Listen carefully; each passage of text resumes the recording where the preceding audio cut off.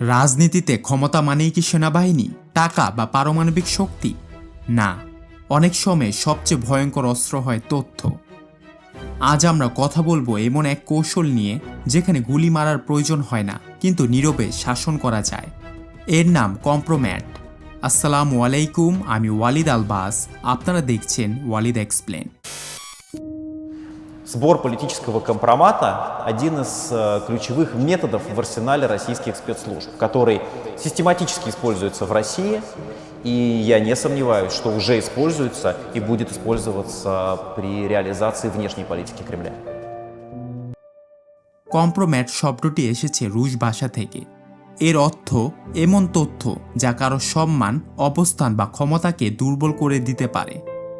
এটি হতে পারে দুর্নীতির প্রমাণ, অবৈধ অর্থ, গোপন বৈদেশিক যোগাযোগ, নৈতিক ভণ্ডামি অথবা ব্যক্তিগত জীবনের এমন দিক যা প্রকাশ পেলে রাজনৈতিক ক্ষতি হতে পারে। গুরুত্বপূর্ণ বিষয় হল, কম্প্রোম্যাট মানেই যৌন কেলেঙ্কারি না। এটি মূলত তথ্যকে নিয়ন্ত্রণের অস্ত্র বানানোর কৌশল। কম্প্রোম্যাট প্রাতিষ্ঠানিকভাবে রূপ পায় সোভিয়েত ইউনিয়নে। সেখানে রাষ্ট্রীয় গোয়েন্দা সংস্থা কেজিবি শুধু বিদেশি গুপ্তচর ভিত্তি করত না, বরং নিজ দেশের রাজনীতিবিদ, সামরিক কর্মকর্তা, বুদ্ধিজীবী সবার ব্যক্তিগত তথ্য সংগ্রহ করত। উদ্দেশ্য ছিল একটাই, আজ নয়তো কাল তাদেরকে নিয়ন্ত্রণ করা।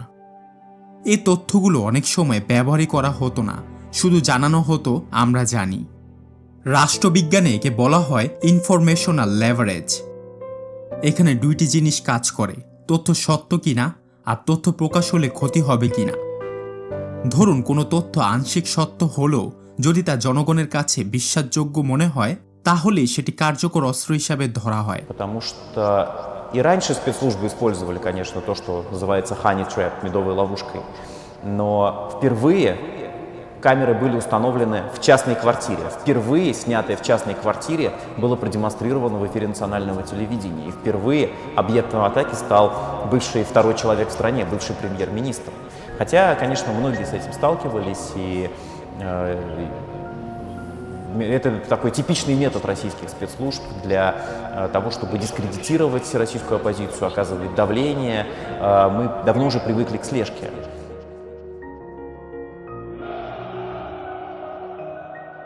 তো কম্প্রোম্যাট কয়েক ধরনের হতে পারে, যেমন আর্থিক কম্প্রোম্যাট, অবৈধ সম্পদ, ঘুষ, করফাকি, অফশোর অ্যাকাউন্ট। রাজনৈতিক কম্প্রোম্যাট, গোপন বৈঠক, বিদেশি শক্তির সঙ্গে আনুষ্ঠানিক যোগাযোগ। ব্যক্তিগত বা নৈতিক কম্প্রোম্যাট, ব্যক্তিগত সম্পর্ক, সামাজিক আচরণ, নৈতিক বিচ্যুতি। প্রাতিষ্ঠানিক কম্প্রোম্যাট, কোনো প্রতিষ্ঠানের অভ্যন্তরীণ দুর্নীতি বা গোপন চুক্তি। সোভিয়েত যুগে মানব গোয়েন্দা, গোপন রেকর্ডিং এবং নজরদারি চালানো হতো। আজকের যুগে করা হয় cyber hacking, email leak, data mining, social media বিশ্লেষণ ইত্যাদি। ডিজিটাল তথ্য একবার বের হলে তা কখনো মুছে ফেলা যায় না।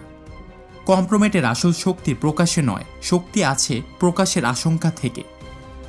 যখন কেউ জানে তার বিরুদ্ধে তথ্য আছে, সে আগে নিজেকে নিয়ন্ত্রণ করে।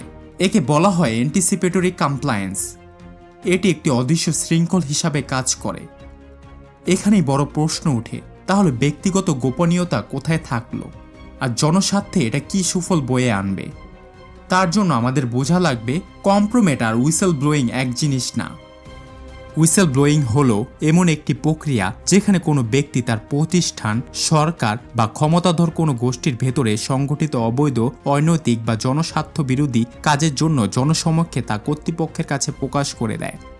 এর মূল উদ্দেশ্য ব্যক্তিগত লাভ বা কাউকে নিয়ন্ত্রণ করা না, বরং জনস্বার্থ রক্ষা করা। একটি প্রকাশ করে সমাজের জন্য, অন্যটি গোপন রাখে কোনো ব্যক্তিকে নিয়ন্ত্রণের জন্য। শুধু উদ্দেশ্যের মধ্যে পার্থক্য রয়েছে। এমনকি ডিপফেক এআই, বায়োমেট্রিক ডাটা, এমন ভুয়া কম্প্রোম্যাট দিয়েও তথ্য তৈরি করা সম্ভব। আর এভাবে সত্য আর মিথ্যার সীমারেখা আরও ঝাপসা হচ্ছে। আমাদের বুঝতে হবে, কম্প্রোম্যাট কোনো সহিংস অস্ত্র নয়, কিন্তু এটি গভীরভাবে প্রভাবশালী অস্ত্র। এই ডিজিটাল যুগে প্রতিটি বার্তা ও লেনদেনের ফুটপ্রিন্ট ট্রেস করা সম্ভব। তাই পরিশেষে বলা যায়, স্বচ্ছতা, নৈতিকতা ও সাইবার নিরাপত্তাই এখন রাজনৈতিক কৌশল। তথ্যই এখন প্রকৃত ক্ষমতা হয়ে উঠেছে। তাই টেকনোলজির এই যুগে নিজেকে যত সম্ভব সেফ রাখার চেষ্টা করুন। দেখা হবে পরবর্তী ভিডিওতে। ভালো থাকবেন, সুস্থ থাকবেন। আল্লাহ হাফেজ।